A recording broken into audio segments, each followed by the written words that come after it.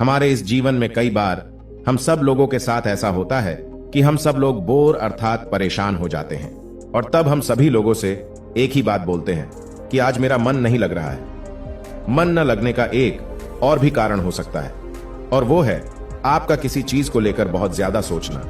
एक चीज हमने शायद नहीं सोची है, जब हम लोगों का मन किसी भी काम में नहीं लगता है तो हमको वो सब चीज अच्छी लगती है जो हमने पहले कभी किया ही नहीं है। इसका मतलब यही है कि हम लोगों को कुछ नई चीज करना अच्छा लगता है। यह मानव जीवन है, कभी खुशी मिलती है तो कभी गम मिलता है। इसी चीज को हम लोग जीवन कहते हैं। अगर सब कुछ अच्छा रहा तो आपके जीवन में निराशा आ जाएगी और आप जीवन का मतलब ही नहीं समझ पाओगे। हम सब लोगों का मन बहुत ही चंचल होता है और इसके ऊपर काबू पाना बहुत ही मुश्किल है। हम सब लोगों को जरूरत है कि अपने विचलित मन को काबू में करना। जिस दिन हम सब लोग इस बात को समझ जाएंगे उस दिन हम सब लोग शांति से रह पाएंगे। जीवन में हमेशा कुछ न कुछ नई चीज को करने की कोशिश करना चाहिए, तभी आपका मन हमेशा लगा रहता है। जो चीज आपके मन को बार बार दुख दे उस चीज को आपको हमेशा के लिए भुला देना ही हमारे लिए बेहतर होता है। नहीं तो यही चीज एक दिन हमारी सबसे बड़ी कमजोरी बन जाती है और हम लोग इस चीज को समझ नहीं पाते हैं। इंसान की सबसे बड़ी ताकत होती है उसकी हिम्मत, और जिस दिन वह अपनी हिम्मत से हार जाता है वह उसी समय जीवन से हार जाता है। इसलिए हम सब लोगों को अपने आप पर भरोसा रखना चाहिए, तभी हम सब लोग सफल हो पाएंगे और अपने मन को काबू में ला सकेंगे। दोस्तों, इसको गहराई से समझने के लिए आज मैं आपको गौतम बुद्ध की एक कहानी सुनाता हूं।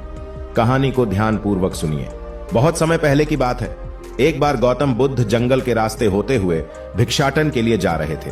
तभी उन्होंने देखा कि एक पहाड़ के चट्टान पर एक युवक बैठा रो रहा था। उसे रोता देख बुद्ध उस युवक के पास गए और बोला, क्या यहां से कूदकर आत्महत्या करना चाहते हो? व्यक्ति बोला, आपने सही अंदाजा लगाया, मैं चाहता तो यही था मगर हिम्मत नहीं जुटा पा रहा हूं। बुद्ध ने कहा, क्या सब कुछ पीछे छोड़कर आए हो या अपने साथ भी कुछ लाए हो? व्यक्ति ने कहा, नहीं, मैंने सब पीछे छोड़ दिया है, मैं अपने साथ कुछ भी नहीं लाया हूं। फिर बुद्ध ने कहा, तो तुम इतना बोझ लिए क्यों बैठे हो? व्यक्ति ने कहा, कौन सा बोझ? मेरे पास तो कुछ भी नहीं है, मैं तो खाली हूं, कंगाल हूं, निराश हूं। बुद्ध ने कहा, फिर तुम कौन से बोझ के नीचे दबे जा रहे हो जो तुम्हारी सांसें भी ठीक से नहीं चल रही है? तुम आत्महत्या करना चाहते हो और रो भी रहे हो। खाली इंसान तो ऐसे नहीं रोता जो कंगाल हो गया है। उसे क्या डर? अपने अंदर में झांको और देखो कि तुमने कितना बोझ उठाया है, कितना कुछ तुम अपने सर पर ओढ़ रहे हो। इसे उतार कर रख दो, थोड़ा हल्का हो जाओ। कब तक इस बोझ के नीचे दबे रहोगे? वह युवक बुद्ध के चरणों में गिर पड़ा और बोला, आपने तो मुझे पढ़ लिया, मेरे अपने भी मुझे नहीं समझ पाए, आप ही मेरी समस्या का समाधान कर सकते हैं। बुद्ध ने कहा, क्या समस्या है तुम्हें? युवक ने कहा, मेरी घर पर मेरे साथ चलिए। गौतम बुद्ध ने कहा, परंतु समस्या तुम्हारे घर पर नहीं है, समस्या तुम्हारे अंदर है। जब तक तुम अपने अंदर में समस्या का समाधान नहीं करोगे तुम्हें हर जगह समस्याएं ही नजर आएगी। और अगर यहां इस चट्टान पर समस्या नहीं है तो फिर तुम यहां आत्महत्या करने की क्यों सोच रहे हो? क्योंकि तुमने तो घर छोड़ दिया है, समस्या भी छूट गई है, फिर तुम इतने परेशान क्यों हो? व्यक्ति बोला, आप सही कहते हैं, मैं आपकी बात समझ रहा हूं, कमी मुझ में ही है, इसलिए तो मैं आत्महत्या करना चाहता था। मैं किसी काम का नहीं हूं, मैं जो कुछ भी करने जाता हूं सब बिगड़ जाता है, मेरी किस्मत ही बहुत खराब है। बुद्ध ने कहा, ठीक है, मुझे बताओ कि क्या खराबी है तुम्हारी किस्मत में? युवक ने कहा, मैंने व्यापार करने के लिए अपने परिवार से धन लिया, उस धन से मैंने व्यापार किया, लेकिन मेरा व्यापार ठीक नहीं चला। शुरू में मेरे परिवार वालों ने मेरा साथ दिया, लेकिन धीरे धीरे जैसे जैसे मैं अपने व्यापार में नुकसान उठाता गया मेरे परिवार वाले भी मुझसे दूर हो गए। मैं सब उन्हीं के लिए कर रहा था, लेकिन वह मुझे अब इन सब का जिम्मेदार ठहराते हैं। मुझे भी लगता है कि मैंने उन सब के साथ गलत किया। मेरा एक मित्र है, उसने भी व्यापार आरंभ किया था, आज उसका व्यापार बहुत अच्छा चल रहा है। वह कभी मेरे घर आता है तो वह अपने अच्छे चल रहे व्यापार की बात करता है। वह बताता है कि कैसे उसने अपने व्यापार को अपने दम पर खड़ा किया, कैसे उसने मेहनत की और सफलता पाई। मेरे परिवार वाले भी कहते हैं कि देख उसे, तेरे बस का तो कुछ भी नहीं है। अब हालात यह है कि मेरा घर भी गिरवी पड़ा है। फिर बुद्ध ने कहा कि क्या तुम्हें पता है तुम्हारा मित्र तुम्हारे पास क्यों आता है? युवक ने कहा, हाँ, मुझे पता है वह मुझे नीचा दिखाने आता है। वह यह जानने आता है कि वह मुझसे श्रेष्ठ है। वह चाहता है कि मैं उसकी सफलता देखकर दुखी रहूं। बुद्ध ने कहा, क्या तुम दुखी होते हो? युवक ने कहा, हाँ, दुख तो होता ही है। बुद्ध ने कहा कि तुम्हें दुख किस बात का होता है, अपने असफल होने का या मित्र के सफल होने का? युवक ने थोड़ी देर सोचा और बोला, अपने असफल होने का इतना दुख नहीं होता कि जितना मित्र के सफल होने का होता है। बुद्ध ने कहा, अर्थात अगर तुम्हारा मित्र असफल हो तो तुम्हें खुशी होगी। युवक ने कहा, हां, मुझे बहुत खुशी होगी। बुद्ध ने कहा, अर्थात तुम्हारी खुशी तुम्हारे मित्र के ऊपर निर्भर करती है। तुम्हारा मित्र चाहे तो तुम्हें खुश कर सकता है और चाहे तो दुखी कर सकता है। तुम स्वयं से तो नहीं खुश हो सकते हो और न ही दुखी हो सकते हो। तुम अपने मित्र के गुलाम हो गए हो। तुम्हारी समस्या का कोई समाधान नहीं है, क्योंकि तुम्हारी खुशियां और तुम्हारे दुख दूसरों के व्यवहार से आते हैं। तुम्हारे स्वयं के कर्म से तो कुछ नहीं आ रहा है। युवक बोला, ऐसा ना कहे, मुझे आपसे बहुत आशा है।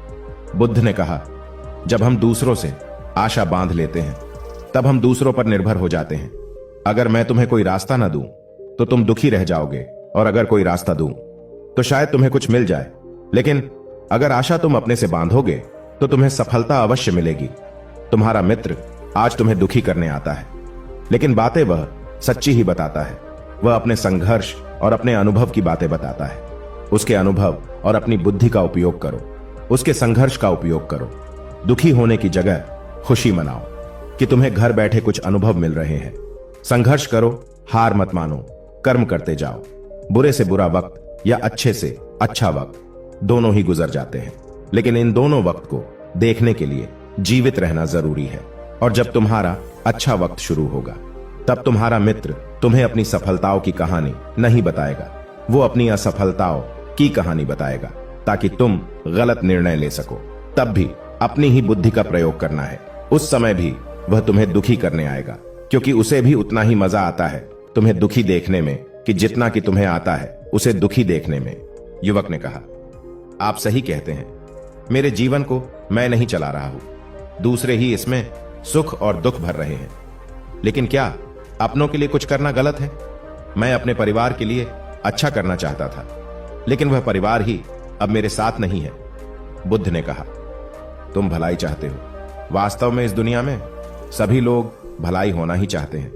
वे चाहते हैं कि हम कुछ करें तो लोग उसकी प्रशंसा करें। प्रशंसा ना होने पर हम दुखी हो जाते हैं। हमें लगता है कि सब मतलबी है। लेकिन अगर तुम किसी को अपना परिवार मानते हो और उसके लिए कुछ करना भी चाहते हो तो तुम्हें ऐसा क्यों लगता है कि तुम दूसरों के लिए कर रहे हो? तुम अपने लिए ही कर रहे हो। अगर तुम्हें लगा कि तुम दूसरों के लिए कर रहे हो तो तुम दुखी ही रहोगे, और तुम्हें लगे कि तुम अपने लिए कर रहे हो तो तुम हमेशा खुश रहोगे। जब तुम अच्छा केवल अच्छा करने के लिए करते हो तब तुम्हें भलाई की जरूरत नहीं पड़ती। युवक ने कहा, आप सही कहते हैं। मैं समझ गया हूं कि अब तक मेरी किस्मत दूसरों के हाथों में थी तो खराब थी। अब मैं अपनी किस्मत अपने हाथ में रखूंगा। अब यह अच्छी हो या खराब हो, मैं हार नहीं मानूंगा। गुरुवर, क्या आप मुझे कुछ दे सकते हैं? जब मेरे जीवन का सबसे बुरा वक्त हो तब मेरा साथ निभा सके। गौतम बुद्ध हंसे और कहा, यह छोटा सा बक्सा मैं तुम्हें देता हूं। इसे हमेशा अपने पास रखना। इसमें एक ऐसा राज छुपा है जो तुम्हें बड़े से बड़े दुख से बाहर निकाल लेगा। लेकिन इसे तभी खोलना जब तुम्हारे जिंदगी में कोई रह न रह जाए और तुम्हें लगे कि सब व्यर्थ है। मेरी बातें भी व्यर्थ है, यह दुनिया व्यर्थ है, यहां रहना भी व्यर्थ है। वह युवक उस बक्से को लेकर चला गया। उसने गौतम बुद्ध की बात पर अमल किया और व्यापार आरंभ किया। उसका व्यापार अच्छा चला। उसका जीवन भी अच्छा बीत रहा था। परिवार वाले भी उसके साथ आ गए थे। अब वह जो कुछ भी कर रहा था सब अपने लिए ही कर रहा था। भूतकाल का रोना भी वह छोड़ चुका था। भविष्य काल की चिंता भी वह नहीं करता था। वर्तमान को सुधारने में लगा रहता था। लेकिन वक्त बदलता है। अच्छा समय हमेशा नहीं रहता, बुरा समय हमेशा नहीं रहता। उसका अच्छा समय भी समाप्त हो गया। उसके राज्य पर किसी राजा ने आक्रमण कर दिया। उसका घर तबाह हो गया, व्यापार तबाह हो गया। उसे अपने परिवार के साथ वहां से भागना पड़ा। उसके पास खाने के लिए पैसे भी नहीं थे। भूख से उसके माता पिता की मृत्यु हो गई। वह अपने पत्नी और एक छोटे भाई और 2 बच्चों को लेकर इधर उधर भटक रहा था।